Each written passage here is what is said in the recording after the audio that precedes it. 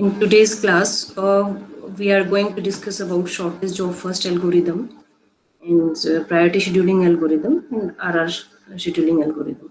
As in the previous lecture, we have discussed about the first come first serve CPU scheduling algorithm. Okay, so the drawback of first come first serve CPU scheduling algorithm was the burst time we have taken, and the average waiting time or average turnaround time is very high. So the next algorithm is shortest job first algorithm. As this algorithm, the name suggests, the smaller the job or smaller the size of the process or the burst time, will execute that particular process first. The smallest burst time, if a process with smallest burst time, then we'll give the priority to that particular process. Okay, as this algorithm is optimal also, as it produces the minimum average waiting time as compared to other algorithms. Okay, but the difficulty with this is that how we can predict the future, or we can say that next CPU burst. Yes, because in this we are selecting the shortest job. So selection will made runtime or from the future processes. Okay, so if you have static data, then you can just take consider and you can find out the smallest. But in runtime, it's very difficult to execute this shortest job first scheduling algorithm. Okay, so this is the challenge with this shortest job first algorithm. So you will just consider this sample example for shortest job first algorithm. We have 4 processes. Their execution time is given, that P1, P2, P3, P4 having their execution time or burst time respectively is 6, 8, 7 and 3. Okay, so how we'll find out the process having a minimum burst is P4.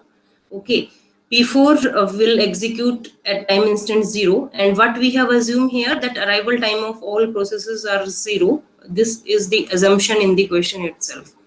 Okay, so all processes are ready to execute at time instant 0.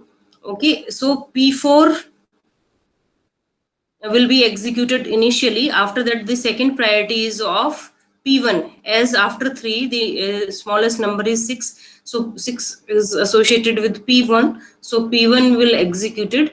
As the execution time of P4 is 3, so 0 to 3 we have executed P4. After that 6 units, so 3 plus 6 equal to 9. After that, if we have 2 processes are left, that P2 and P3. P2 is having 8 and P3 is having 7. So smallest is P3 only. So 9 plus 7 is 16. Okay, and the last process is P2. So P2's priority is very low. So we have executed this P2 at the end, as its execution time is higher as compared to other processes. So P2's execution time is 8, so 16 plus 8 is 24. So this is the simple scheduling chart, or the name of the chart is Gantt chart. Okay, so this is the representation of shortest job first scheduling algorithm. We can calculate the waiting time from this graph. You can this is crystal clear from this graph, that waiting time for P4 process is 0. Okay, for waiting time for P1 is 3. So 3 is mentioned here. Waiting time for P2 is 16. 16 is mentioned here. And P3 is 9. So 3 plus 16 plus 9 plus 0 divide by 4. Why? Because we are calculating here the average waiting time. Okay, so it's 7. Okay, average waiting time. So it is almost that average waiting time, and this is good waiting time in terms of we are calculating the average. So the challenge with this SJF is best algorithm in terms of calculating the average waiting time, but challenge is the how we can calculate the next CPU burst. Okay, this is the challenge with CPU scheduling algorithms. Okay. So these predictions are there, algorithms are there. You can predict after some formulas, so no need to go in this detail. Okay, the examples of how we can calculate exponential averaging of, and the prediction can be done.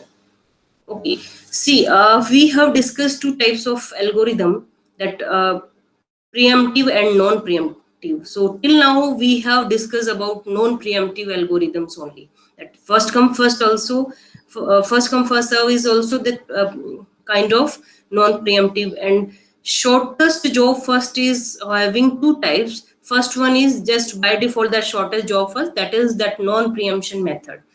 If we assume the preemptive algorithm, then that algorithm, that as no preemptive SJF is become shortest remaining time first, or SRTF.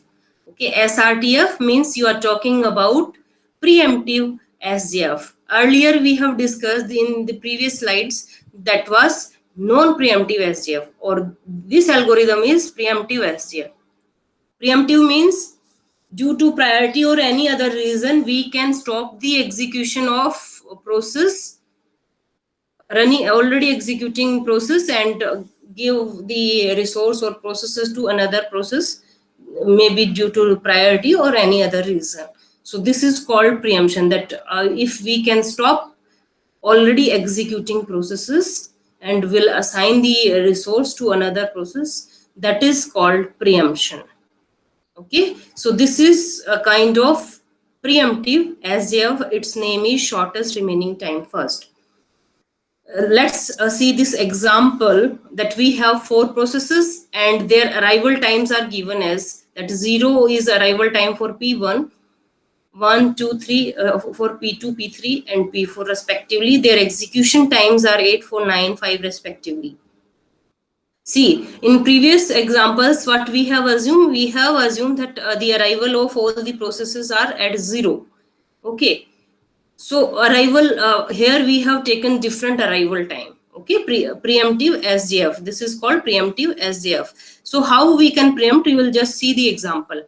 Okay, according to SJF, shortest job first, we have to execute which process as per SJF? The P4 process. Okay, we need to execute P4 first as per the SJF, but the arrival time of P4 is 3. So we are not in the situation, because before the arrival of processes is mandatory before starting the execution. So P4 is not in the queue at time instant 0. So next priority is of, see, priority is of P2, but P2 will arrive at time instant 1. Okay, P2 will, I'll just change that, 8, 4, 9 and 5. So 4 is the minimum one. So we should execute at 0. We should execute P2 first, then P4, and then P1, and in the last P3. This should be sequence as per this minimum execution time. But as the P2 will arrive at time instant 1, so P2 is not in ready queue. So which process is in ready queue? P1 is in ready queue. So we have allotted the processor to P1, because we don't want to keep the process idle. So from 0 to 1 we have executed or given the processor to P1. Why till 1? Because at time instant 1, P2 is ready to execute and will allocate the processor to P1 and will preempt the processor from P1. Okay, this will be the, at time instant 1 will preempt the processor from P1 and allocate to P2, because P2's priority is higher as we are executing SJF.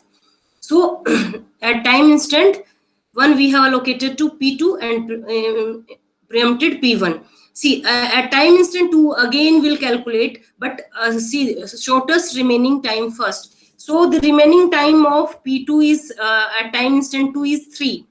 Okay, and remain the time, other times are 5, 9 and 7 respectively. So P2's time is less as compared to others. So P2 will execute till 5. Okay, at time instant 5, what decision we need to take? That execution of P2 is over. Second priority is of P4, as P4's execution time is 5. Okay, after P2, the second priority is of P4. So arrival time of P4 is 3. So P4 is ready to execute. So we'll allocate the processor to P4.